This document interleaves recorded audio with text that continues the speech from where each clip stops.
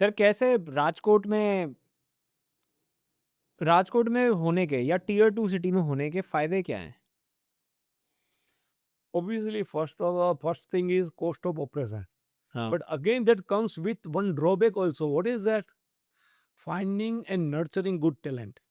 अच्छा। My son many a times tells me कि dad Mumbai में या बेंगलोर में या पुणे में अपने को अच्छे टैलेंट मिल सकते हैं, राजकोट में मिल सकते हैं, but there if you are very good at nurturing talent तो उसको बनाना पड़ता है, उसको सिखाना पड़ता है बट ये तो मेंटरशिप के केस साथ मेट्रो में। सिटी में भी है। हाँ, ये केस मेट्रो सिटी में भी ऐसी है। हाँ, हुँ। तो वो हिसाब से तो लेकिन जो कॉस्ट है ना, cost of operation that is comparatively low और इजीली कितना लो काम होता हो होगा जाता सर? है। हाँ, कितना लो होता होगा? क्योंकि इससे 30-40% लो तो होता ही होगा। और वो मार्जिन में ही ऐड हो रहा है आपके?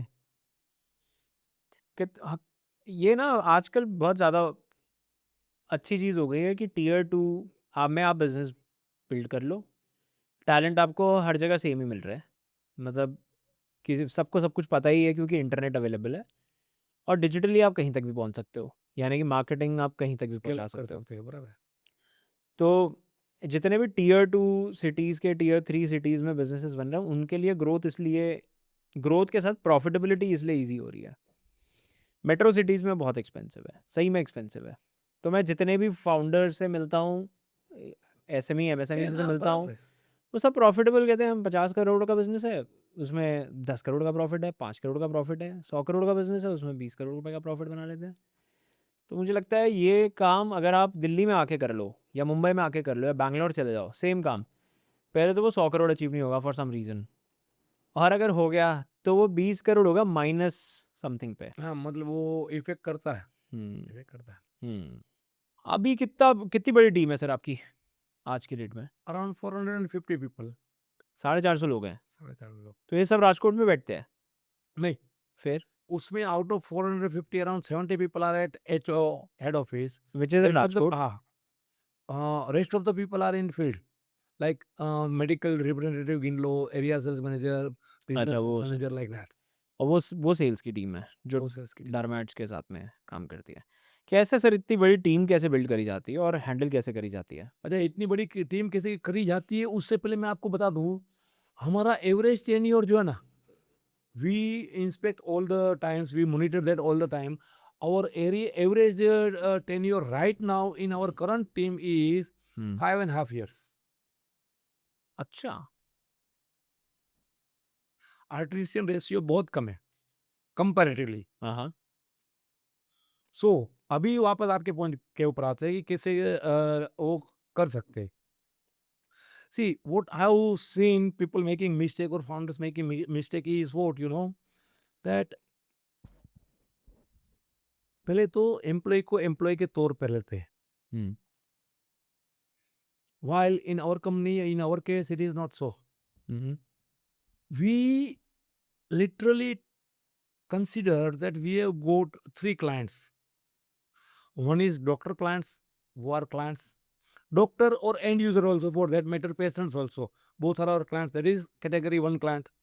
Second is our team members are also our clients. Okay. And our vendors are also our client. We treat all three category clients equally with high dignity, high respect, and with empathy and proactively providing them what they want.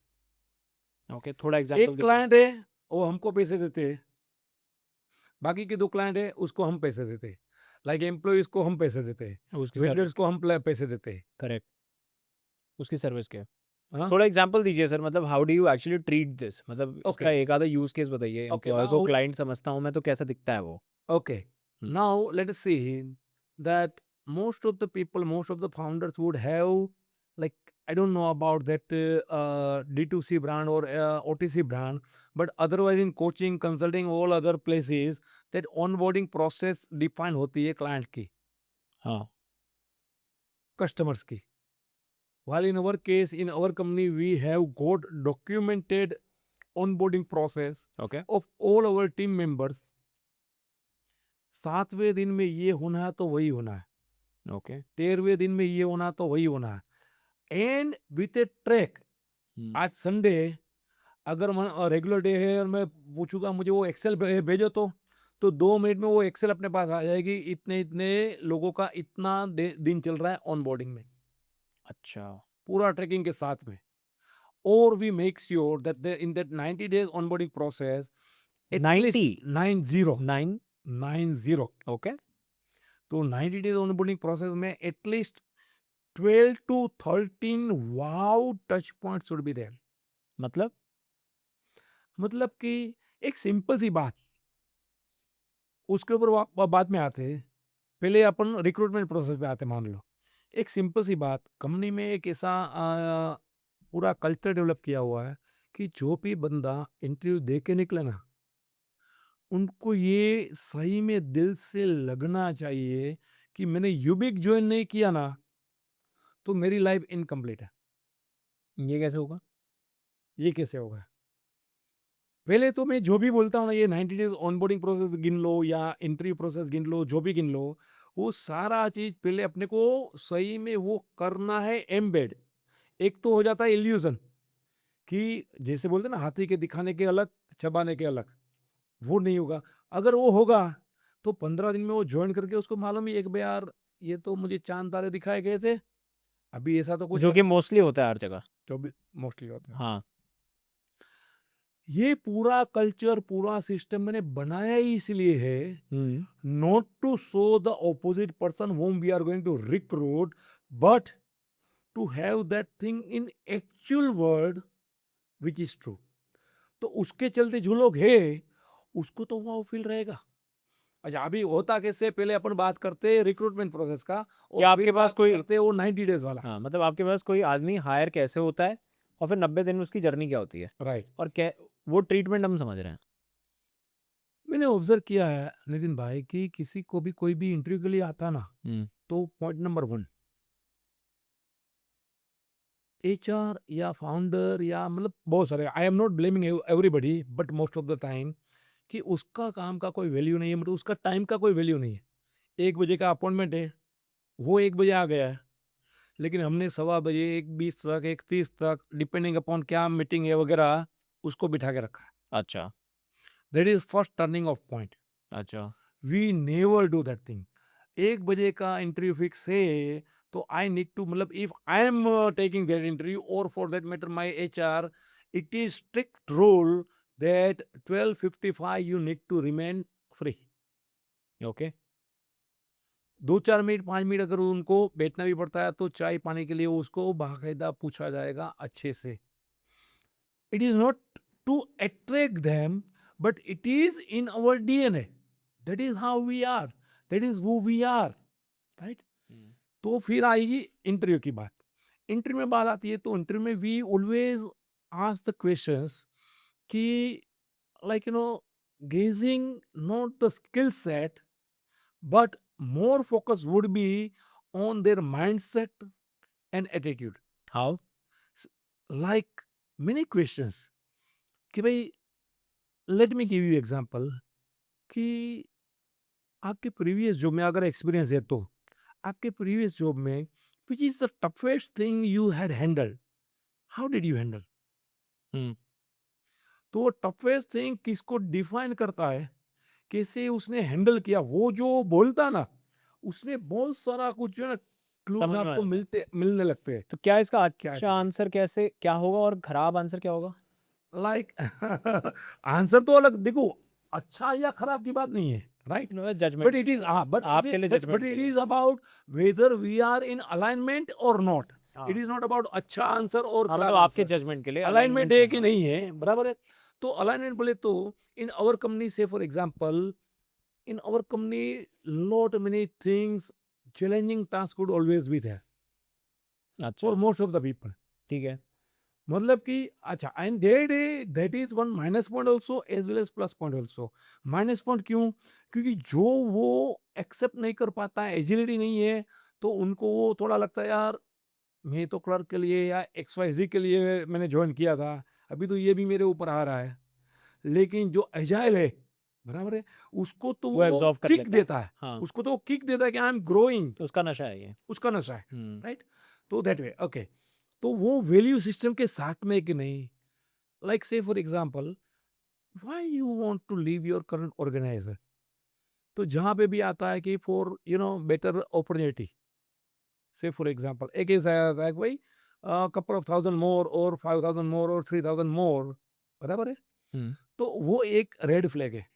अच्छा कि ज़्यादा पैसा चाहिए। हाँ, तो उसमें फिर आता ये, या good, but then tell me कि 3 महीने 6 महीने 12 महीने के बाद में आपको दूसरी कंपनी आ जाती है कि उसको जो यूबिक दे रहा है उससे आपको 5,000 और दूंगा मैं, then that would be there na, you're getting the point. So correct. we gauge the things that how they react to our questions. Hmm, So that is one thing. Now second thing is what, if I feel that person is good and genuine, I always now this is see, ये आप interview के बाद? ये सब interview में ही हो रहा है। अच्छा, इंटरव्यू में हो रहा है। तो इंटरव्यू में पहले तो आया तो टाइम उसका बराबर से समझाओ, फिर चाय कॉफी का पूछा, फिर जब ये आते तभी उसको वो वेलकम होता है या जो बातचीत होती है उसमें, फिर वो बातों बातों में समझ में आता है कि भाई ये उसका जो परसेप्शन है ना रिगार्डिंग हिज करंट एम्प्लॉयर, उसकी एक्सपेक्टेशन थोड़ी ज़्यादा है या कुछ भी है, कुछ भी रीज़न हो सकता है। तो मैं उसको पूछता हूँ, से फॉर एग्जाम्पल आप अभी इंटरव्यू के लिए आए हो, तो मैं बोलूँगा नितिन भाई आपने अपने एम्प्लॉयर से इसके बारे में बात की हुई, it is paining you, hmm, see this is not the problem for which you should resign, ऐसा मैं बोलता हूँ। और लेट मी टेल यू, मेरे एचआर जो है ना वो मेरे सामने नाराजगी की ओर से देखते हैं कि इसको मैं लाया हूँ इधर सर के तक फाइनल इंटरव्यू के लिए, और सर उसको बोलते कि भाई वहाँ पे कॉम्प्रोमाइज कर लो, बात कर लो, कम्युनिकेशन में वो सुलझ जाएगा। तो you are getting my point. अभी यहाँ पे वो जेन्यून केयर होता है कि अगर मुझे ऐसा लगता है कि नहीं यार आपको छोड़ना नहीं चाहिए, आप ए प्लेयर हो, और लेकिन आपका एग्जिस्टिंग कंपनी में भी वो सॉर्ट आउट हो सकता है, I would guide you that. अगर नहीं हो सकता है, और ऐसा भी हो सकता है कि वो लेवल का चैलेंज नहीं, लेकिन उसके थोड़ा कम लेवल का चैलेंज यहाँ पर भी है, then I would make you aware कि यहाँ पे भी ये चीज़ तो है। You are getting my point. ठीक तो है। वहाँ से जो समझ में आता है ना सामने, see the way I would be evaluating as an interviewer, as a recruiter, the candidate would also be evaluating me, I am also being examined, right. तो वो मैं कितना ऑथेंटिकली बात करता हूँ, क्या जी या चांद तारे दिखाता हूँ, all these things matters a lot. Hmm, that is point number 2। Point number 3 is wherever whenever that interview is final complete, we never do anything hastily. कभी क्या होता है, आज क्या जवाब दो या अभी कभी जवाब दो, ये ऑफर है ये हो, we never pressurise, take your time, these are offer letter, talk to your family member, have peaceful thinking mindset करके, लेकिन जो भी आप डिसाइड करो लॉन्ग विजन के साथ में, कूल एंड काम के साथ में, ऐसा नहीं कि स्टेपिंग स्टोन के ऊपर। So all these things would avoid that what you call mis hire, अच्छा। राइट। फिर जब भी वो जाते, सिलेक्शन हुआ कि नहीं सिलेक्शन हुआ, every candidate who appears for interview would be given some goodie bag along with one small booklet that what you should be look into your next employer, अच्छा। गाइडलाइन।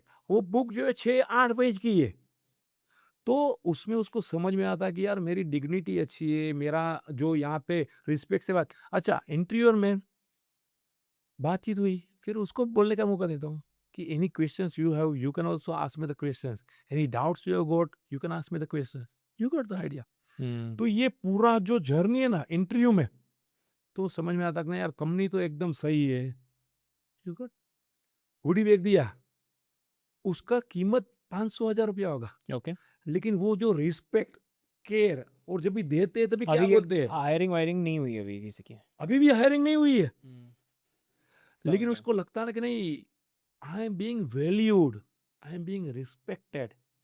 फिर चाहे वो ना उनकी ओर से आए या मेरी ओर से आए, लेकिन वो एक जो है ना एक अच्छे माइंडसेट के साथ में तो आगे बढ़ा। Would you believe if I tell you कि we get referral of new candidates from our ex employ also as well as जिसको हमने सिलेक्ट नहीं किया था, यार यूबिक में तुम्हारा चांस लगता ना, कर लो। अच्छा। तो ये पूरा इंटरव्यू प्रोसेस है, at least 3 to 4 different interviews would be there before we recruit, और वो ऑफर देने के बाद में भी we give them 24 hours time to think about, have conversation with your family member. अच्छा, मान लो थर्ड इंटरव्यू में आए, ठीक है ना, तो सवाल है कि ये होता है, what were the thoughts in during और in between your first interview and this third interview? Did you discuss about the office atmosphere? How was the environment? How you were treated with your family members? कभी कभी वो जो है ना दिमाग ने observe नहीं किया होता ना, तो ये पूछ के, हाँ, I was treated very Fairlie, very respectfully, with very dignity. समझ रहे हैं आप? और वो जो बुक दे रहा हूँ, वो गुडीज दे रहे, वो क्या, as a thank you gesture, not as a bribe. He can tell me no, but the thing is what, our thing is what, कि बाहर निकलते उसको लगना चाहिए कि यार नहीं यार, यूबिक में अगर मेरा सिलेक्शन हो गया ना, मेरी जिंदगी सवर गई।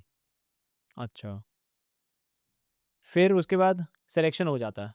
सिलेक्शन हो जाता है। अच्छा। अभी मान लो सिलेक्शन हो गया, ठीक है ना, तो मैंने जैसे बोला 90 डेज का ऑनबोर्डिंग प्रोसेस है।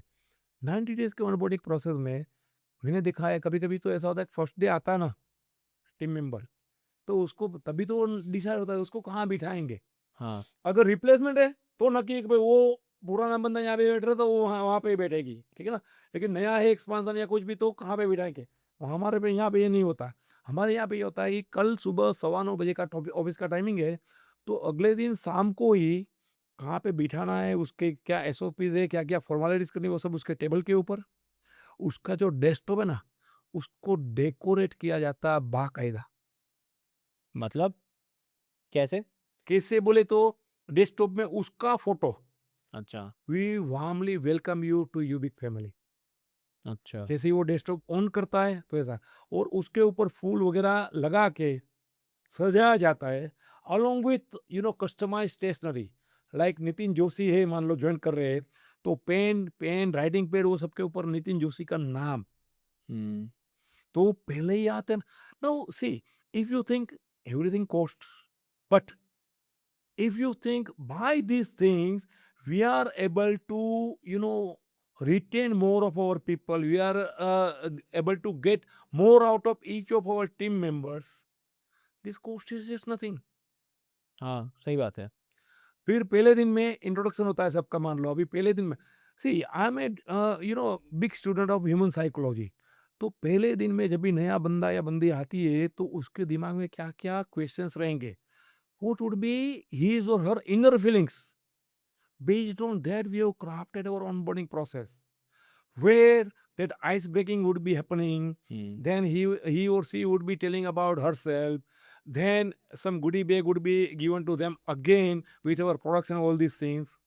Now ये सारी चीज जो है ना, वो छोटी छोटी चीजें है, लेकिन what impact does it create? जब भी वो लड़की घर पे रात को वापस जाती है शाम को, हाँ। तो पेरेंट्स का ये था, बेटा आज का पहला दिन कैसे रहा। As a parent, all the parents are curious कि भाई मेरी चाइल्ड पहले दिन उधर जॉब में गई थी तो कैसा रहा। और तभी बोलते नहीं बहुत ही बढ़िया, सब लोग का वेलकमिंग बहुत अच्छा था, ये था वो था, ये गुडीज भी वो लेके गई है। Cutting the point. तो सर 90 दिन क्या होता है? 90 दिन वो काम भी तो करता होगा अपना, जो उसका हाँ, काम है। ओरिएंटेशन ओरिएंटेशन सी, अभी यहाँ पे दूसरा मिस्टेक क्या होता है, people don't hire proactively, number okay. One. Number two, in team there is an that bonding. अभी क्या होता है, एक एम्प्लॉय ने रिजाइन किया, अच्छा। ठीक है ना, तो प्रोएक्टिवली हायर नहीं किया, उसने रिजाइन किया है, और टीम में वो हिसाब से नहीं है, तो क्या होगा, जैसे ही नया बंदा है ना, उसको यार तुमको ये संभालना है आज से। तो ऐसा उस यूजुअली होता है। हाँ, हाँ। तो उसका जो पूरा ओरिएंटेशन होना है, अभी एक साथ में आप उसके ऊपर सब मतलब दुनिया का बोझ डाल दोगे, तो it would be overwhelming for her also ना। हम्म। कि इसके लिए ना दो प्राइमरी कंडीशंस है। हाँ। एक तो ये कि लोग प्रोएक्टिवली हायर नहीं करते, ओके। राइट। और दूसरा चीज क्या है कि टीम में इंटरनल बॉन्डिंग वो हिसाब से नहीं होती कि कोई एक बंदे ने रिजाइन किया, ठीक है ना, वो केस में आप प्रोएक्टिवली हायर नहीं कर सकते हो, लेकिन रिजाइन किया तो बाकी की टीम मिलके उसका काम फॉर ए टाइम बीइंग संभाल लेगी। हाँ, ये नहीं अच्छा, होता। इससे होता क्या है, इससे ये होता है कि किसी को हमने ऑनबोर्ड किया, तो दूसरे तीसरे या चौथे दिन से तो उसको ये पूरा संभालना है भाई तुमको, तो उसके ऊपर पूरा बर्डन आ जाता है, ओवरवेलमिंग हो जाता है। तो उसके चलते क्या होता है, पूरा जो हिसाब से अपने को ऑनबोर्डिंग चाहिए ना, सिंपल सी बात, घर में नहीं बहू आती है तो क्या पहले ही अपन बोल देते आज के दिन में तुमको पोछा लगाना, आज के दिन में तुमको ये करना, तुमको वो करना, धीरे धीरे धीरे आता है ना। You got the point.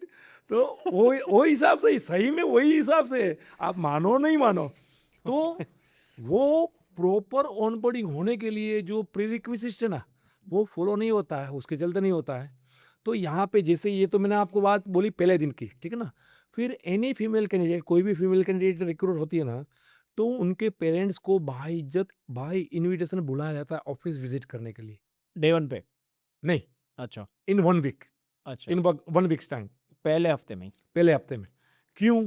कि राजकोट जैसे टियर 2 सिटी में अभी भी वो रहता है हाँ। कि पेरेंट्स को भी मेरी बेटी कहाँ पे जॉब करने के लिए जाती है, उधर का हाँ। एनवायरनमेंट क्या है, कल्चर क्या है, बॉस कौन है। हम्म, तो उनका जो वो जो चिंता ना, वो हम लोग एंटिसिपेट करके हमने वो रूटीन ही बना दिया कि इन 1 वीक हम उनको बुलाते। अच्छा। अच्छा, उसी बहाने उसको सब मुंह दिखाए हो जाते कि भाई क्या क्या चीज़ है। हम्म। और दूसरी बात करने से उसको समझ में आता है कि नहीं यार, बॉस जो है वो जेंटलमैन है, कोई आप भी इंटरेक्ट करते हो? मैं नहीं, मैं ही इंटरेक्ट, वो विजिट तभी होती है जब मैं होता हूँ। ओ, तो I meet them personally, female के पेरेंट्स से? पेरेंट्स को। फीमेल एम्प्लॉय के पेरेंट्स से? हाँ, पहले हफ्ते में? और ये तो बहुत अगर अच्छी मैरिड बात है। है, अगर मैरिड है तो हस्बैंड को बुलाते हैं। अच्छा, वो पूरा उसको फील जो आता है ना, वो फील ऐसा आता है कि नहीं यार, यहाँ पे ये सब फैमिली के जैसे ही रह रहे हैं, और माय डॉटर और my wife is in safe environment. हाँ। अच्छा, वापस वो चीज़ आ गई, तभी उसको बुलाते, तभी वापस 1 मिनट का वेट नहीं।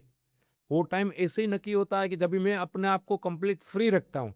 हाँ। वरना वापस क्या होता है, 5 बजे का अपॉइंटमेंट है, 5 से 5:30 11 भाई तो बैठे मीटिंग में, तो आधा घंटा उसको वो वेट करना, that is not the correct thing. तो 5 बजे I make my self free, not 5 बजे, रादर 5 बजने में 5 मिनट का टाइम है, तभी आते वापस चाय कॉफी नाश्ता वगैरह जो भी है, वापस गुडी बैग उनको भी। अच्छा, जभी जहाँ पे भी मैं गुडी बैग या कुछ बोलता हूँ ना, वहाँ पे देखने लायक क्या मालूम है, हर गुडी बैग में अलग अलग चीजें रहती है। ओके। तो ऐसा नहीं कि एक बना दिया, वही बेटी को दिया, वही मम्मी को दिया, वही पापा को दिया, वो नहीं, पूरा अलग अलग हिसाब से। तो मम्मी पापा का एज अलग है, तो उनके लिए कुछ अलग चीजें होगी। ये सर गुडी बैग आप बना के रखे रहते हैं आपके पास कोई इन्वेंट्री में? कैसे बनते हैं ये, मतलब नहीं, क्या है वो ये? जो उसका बैग जो है ना, वो कस्टमाइज है, और अच्छा। बाकी प्रोटोकॉल सब सेट है कि क्या क्या करना है। ये आपका क्या 24-25 घंटे में, 1-2 दिन में हो जाता है क्या सब? अरे क्या 2 दिन, इसलिए तो मैंने आपको बोला कभी राजकोट आओ। राजकोट आओ बोले तो आप मुझे ये बोल के मत आओ कि इलेश भाई मैं 3 दिन के बाद में आने वाला हूँ। आप एयरपोर्ट लैंड होके बोलो कि Ilesh bhai on my way to your office, 45 minutes का रास्ता है, 45 मिनट्स में क्या हो सकता है, out so you that. But that requires determination, अपने को चाहिए कि भाई ये क्या करना है और कैसे करना है। तो वो कब आता है, पूरी टीम वही हिसाब से ट्रेंड है, और वो प्राइड लेती है उसके लिए कि हम लोग ये करते कर पाते।